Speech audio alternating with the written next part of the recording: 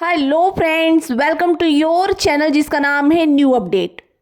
33 विभागों के लिए बहुत बड़ी खबर आ गई है। जी हाँ, आपको आज की वीडियो में मैं दिखाने वाली हूँ लाइव 33 विभागों को लेकर और उनके मानदेय को लेकर बहुत बड़ी खबर आई है। कौन कौन से हैं वो 33 विभाग आपको बारीकी से समझाया जाएगा, बारीकी से बताया जाएगा। वीडियो थोड़ा सा बड़ा होने वाला है क्योंकि 33 विभागों के बारे में बताया गया है। उसमें क्या आपका नाम है, आप कौन से विभाग से हैं, मुझे कमेंट करके ज़रूर बताइएगा। वीडियो ज़्यादा बड़ा नहीं करती हूँ क्योंकि पहले से ही उसमें डिटेल से समझाया गया है कि किस विभाग को कितना लाभ मिलने वाला है, कौन कौन से विभाग उसमें आए हैं, क्या आप छूट गए हैं, मुझे कमेंट करके ज़रूर बताइएगा। जो भी अपडेट आएगी मैं वीडियो के माध्यम से बताती रहूँगी। तो चलिए देखते हैं वीडियो आज का, और बताइएगा आपका नाम है कि नहीं, कमेंट करना मत भूलिएगा। वीडियो पसंद आए तो वीडियो को लाइक कीजिएगा, चैनल पर पहली बार आए तो प्लीज सब्सक्राइब जरूर कीजिएगा। तो चलिए शुरू करते हैं आज का वीडियो। मंत्रिपरिषद ने निर्णय लिया है। सबसे पहला निर्णय जो महत्वपूर्ण निर्णय है, सरकार ने कंकड़ बाग जो स्पोर्ट्स कॉम्प्लेक्स है, कंकड़ बाग स्पोर्ट्स कॉम्प्लेक्स है, उसमें शंकरा नेत्रालय फाउंडेशन को लीज पर 99 वर्ष लीज पर ₹1 टोकन मनी पर देने का निर्णय लिया है। आपको जानकारी होगा कि हाल ही में माननीय प्रधानमंत्री जी ने भी वाराणसी में इसका उद्घाटन किया था। तो उसी तर्ज पर यहाँ पर भी ये शंकरा नेत्रालय जो फाउंडेशन है वो यहाँ पर अस्पताल स्थापित करेगी। इसके लिए सरकार ने उस जमीन में जो व्यय है होगा 48 करोड़ आवास बोर्ड को देने का निर्णय लिया है, और 99 वर्ष इस लीज को ₹1 मात्र टोकन राशि पे इस फाउंडेशन को दिया जाएगा। ये फाउंडेशन जो गरीब लोग हैं जिनकी आय 2.5 लाख से नीचे है उसका निःशुल्क इलाज करेगी, और साथ ही साथ जो उनके ऊपर वाले परिवार हैं उनका भी इलाज रियायती दर, जो पूरे देश में जो दर होगा उससे सबसे कम दरों पर इलाज करेगी। यह फाउंडेशन सभी अगल बगल राज्य में कैंप भी लगाएगी, और साथ ही साथ यह फाउंडेशन जो हमारे आई चिकित्सक है, जो हमारे नेत्र चिकित्सक है राज्य के, राजेंद्र नगर नेत्र अस्पताल पटना, उनका कैपेसिटी बिल्डिंग भी करेगी और उनके ट्रेनिंग और कैपेसिटी बिल्डिंग करेगी। तो एक ये शंकरा आई फाउंडेशन इंडिया द्वारा यह जो अस्पताल है यह स्थापित होगा और जल्दी इसका कार्यकलाप शुरू होगा। तो एक महत्वपूर्ण निर्णय है आई सुपर स्पेशलिटी आई हॉस्पिटल स्थापित करने के कदम में। दूसरा है ये जो हमारे राज्य में जो बंदोबस्ती चल रही है, बिहार राज्य विशेष सर्वेक्षण एवं बंदोबस्ती संशोधन नियमावली 2024, इसकी स्वीकृति दी गई थी। इसमें जो बंदोबस्ती के जो डेडलाइन डेट्स थे जिस कारण से लोगों को समस्या हो रही थी, उसमें परिवर्तन किए गए हैं ताकि लोगों को सहूलियत हो। जैसे जो स्व घोषणा समर्पित करने के लिए अवधि विस्तार करते हुए 180 कार्य दिवस का समय दिया गया है। राजस्व ग्राम के मानचित्र सत्यापन के लिए 90 कार्य दिवस, रैयतों से दावा या आक्षेप प्राप्त के लिए 60 दिवस, और रैयतों से प्राप्त दावा और आक्षेप निपटारे के लिए 60 दिवस। मैं डिटेल्स मैं आपको उपलब्ध करा दूंगा, लेकिन जो टाइमलाइंस हैं जिसके कारण से लोगों को भागदौड़ करनी पड़ती थी, समय पे अपना कागजात जमा नहीं करने पड़ते थे, उसके टाइमलाइन में संशोधन करते हुए 180, 90, 60 कर दिए हैं। जो पूर्व में 15 दिन था, कुछ 30 दिन थे, कुछ 60 दिन थे। तो मैं आपको डिटेल आपको दे दूंगा, मैं आपको पूरा डिटेल दे दूंगा कि कब से है। ये स्व घोषणा समर्पित करने की अवधि को विस्तार करते हुए 180 दिन कार्य दिवस कर दिया गया है। तो यह एक महत्वपूर्ण निर्णय है। हमारी जो सर्वे सेटलमेंट में लोगों को परेशानी हो रही है उसमें अब अच्छा समय मिल जाएगा अपने दस्तावेज और आपत्तियां दर्ज करने के लिए। टूरिज्म सेक्टर के 2 योजनाएं पर राज्य सरकार ने निर्णय लिया है। पहला है कैमूर जिला अंतर्गत करमचट इको टूरिज्म।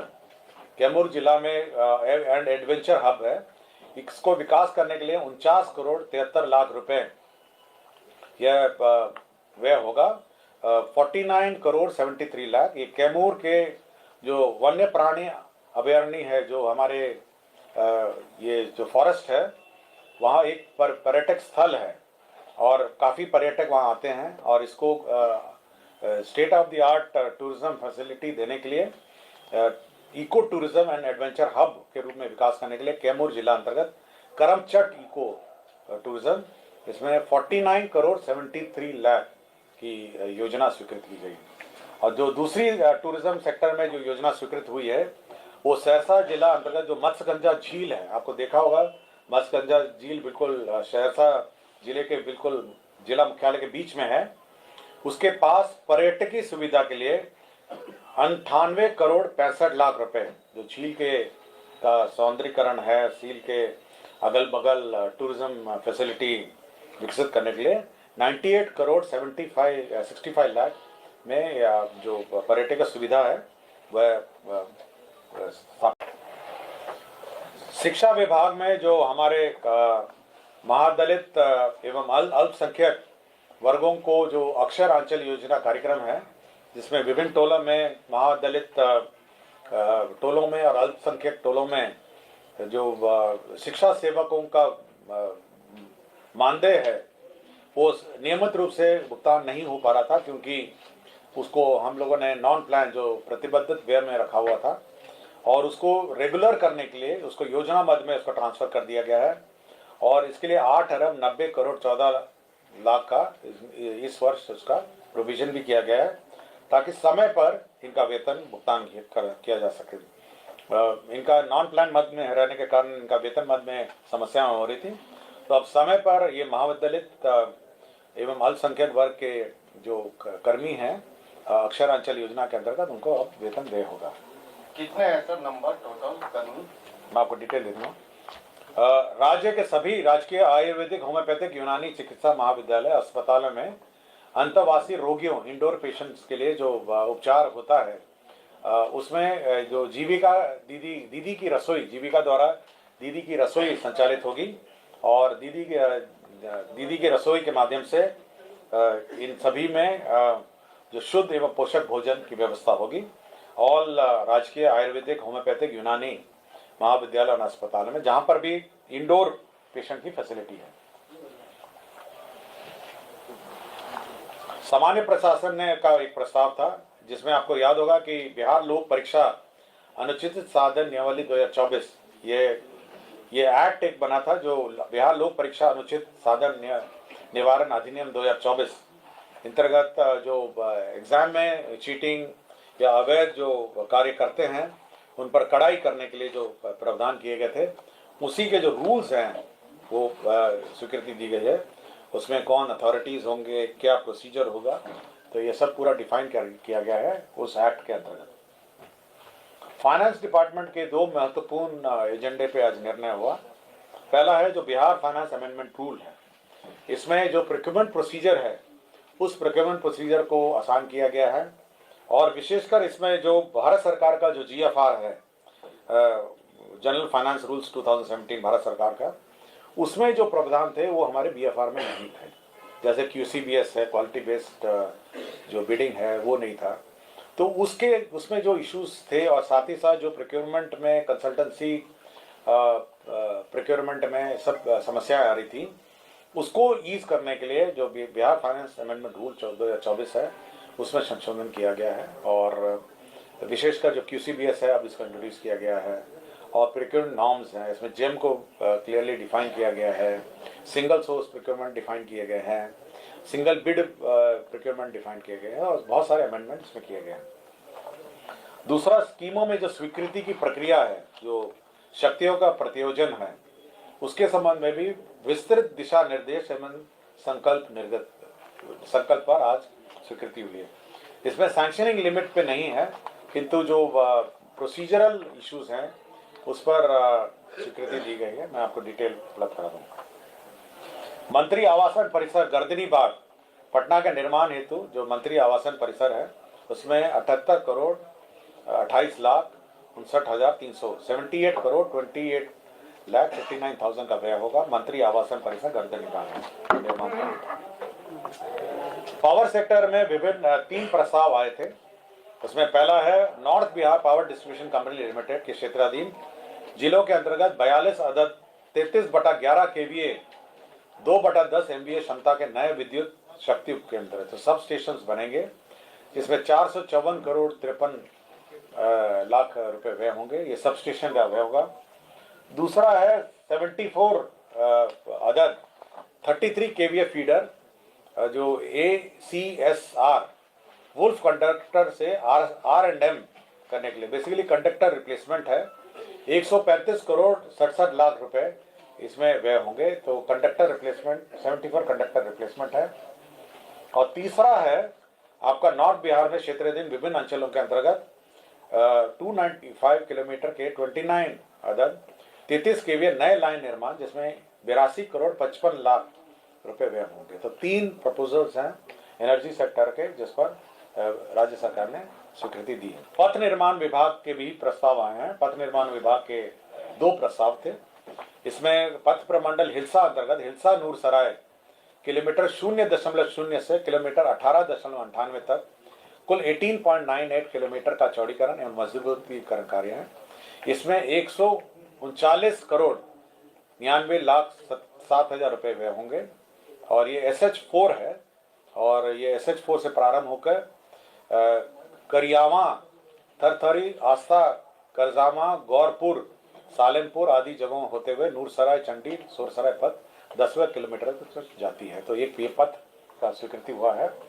पथ प्रमंडल सुपौल में renovation work Indo Nepal border road Saraigarh Gardiha चौक से रिफ्यूजी कॉलोनी, यह स्वीकृत हुआ है।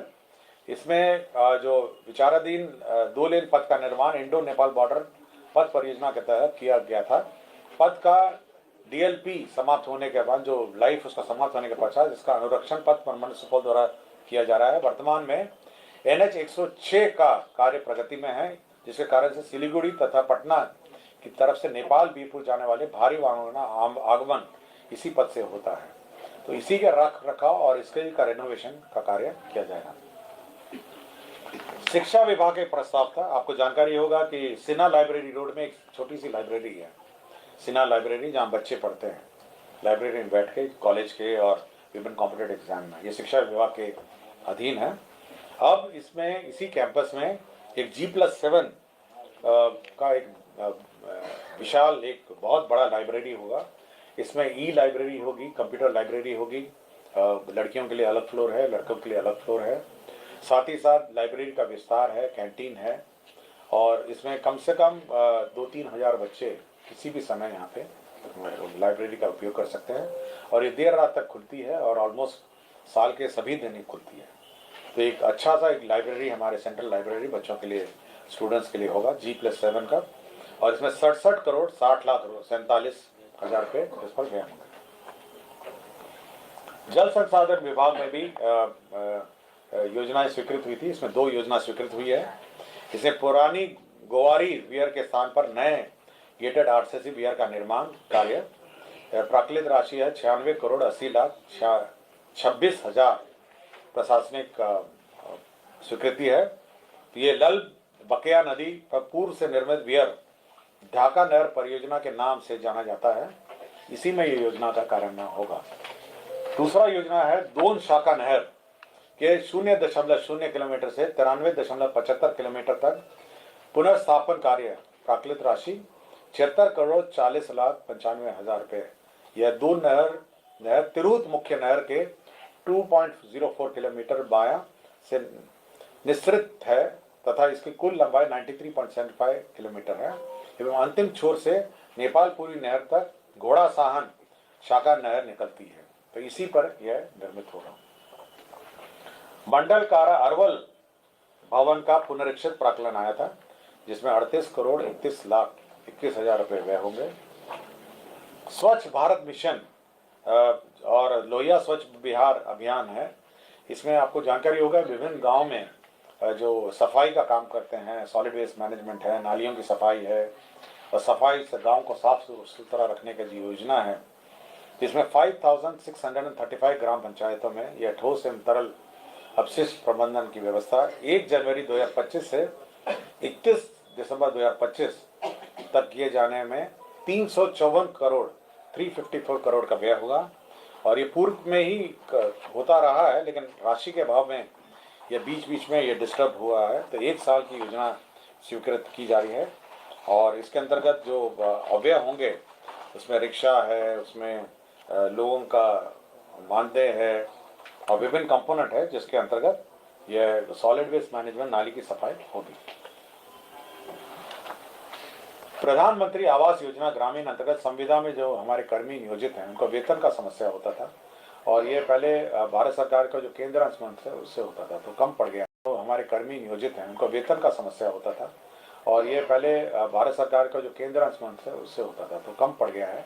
तो अब राज्य सरकार अपने मद से 139 करोड़ रुपए राज्य संसाधन मद से इसका व्यय करेगी। पीआरडी जनसंपर्क विभाग के 2 प्रस्ताव थे जो आप लोगों से संबंधित है और सूचना जनसंपर्क विभाग में जनसंपर्क एजेंसी पीआर एजेंसी का जो चयन होगा वो उसमें QCBS quality and cost based selection पद्धति होगी। पहले जब L1 में होता था लोएस्ट मिनिमम में, तो उसमें सिलेक्शन में बहुत ही अच्छी कंपनियां नहीं आ पाती थी। अब क्वालिटी बेस्ड सिलेक्शन एजेंसी के चयन में होगा, तो जो पीआर एजेंसी है उसका चयन अब क्वालिटी बेस्ड जो पद्धति है उसमें होगा।